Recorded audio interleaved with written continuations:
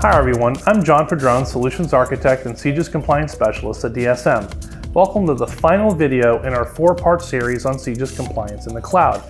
For this final video, I will discuss a few advanced topics before finishing up with how to get started with CJIS in the cloud. In the last video, we went over cloud compliance requirements along with the steps on how to obtain approval for your cloud solution from your state CSA. In this section, we will discuss the following topics: encryption, remote access, advanced authentication, and next steps for getting started in the cloud. Let's begin with encryption. Encryption is required anytime CJI is being transmitted and/or stored outside the boundary of a physically secure location or non-CJIS compliant cloud provider. For encryption in transit, some examples are site-to-site virtual private tunnels between two PSLs, and SSL client VPNs for users remoting back into their agency's network. For encryption at rest, some examples include full disk-based, virtual data store-based, file system level, and data store level. When looking at cloud, or even if you're transmitting between your own facilities, how your CJI is transmitted, stored, and protected should be one of your top priorities when selecting a solution to transport and house your CJI.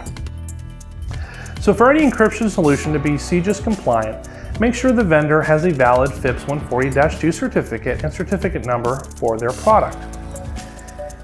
Here's an example of a consolidated certificate and number for reference. Make sure the certificate date is valid and confirm the certificate number matches the encryption module used by the solution. Next, let's touch on remote access. Remote access is any temporary access to an agency's information system by a user or information system communicating temporarily through an external, non-agency controlled network, like the internet.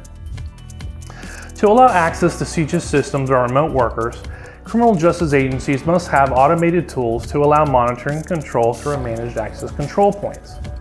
Some of these tools can include VPNs, encrypted and secure remote desktop environments, and cloud access security brokers, also known as CASB. For non-CJIS compliant vendors needing to perform remote work on CJIS systems, agency personnel must virtually escort and supervise the work being performed.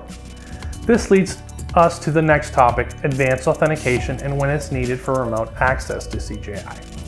Advanced authentication provides for additional security to the typical user identification and authentication of login ID and password, such as biometric systems, user-based digital certificates, smart cards, and software, hardware, or paper tokens, to name a few.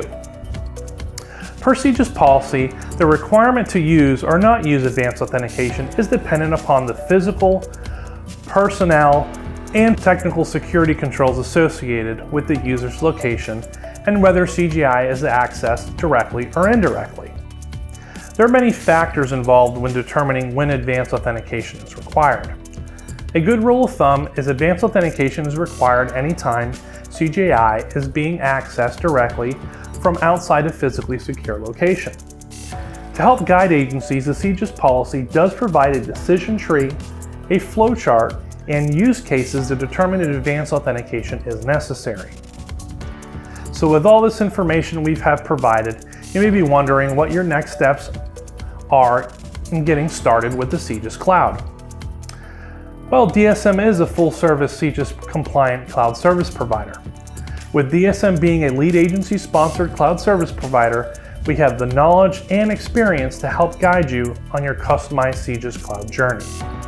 For more information about CJIS compliant services and solutions, you can look us up on the web at www.dsm.net/CJIS to discover our white papers, case studies, and other CJIS documents to help educate you and learn about DSM. You can also email us at cjisinfo@dsm.net to have someone reach out to you promptly. Or give us a call at 863-802-8888 to speak directly to a knowledgeable resource who will be happy to assist. That's it, everyone. Thank you for joining while we discuss CJIS compliance in the cloud. Hope you found this series useful. Goodbye and stay safe out there.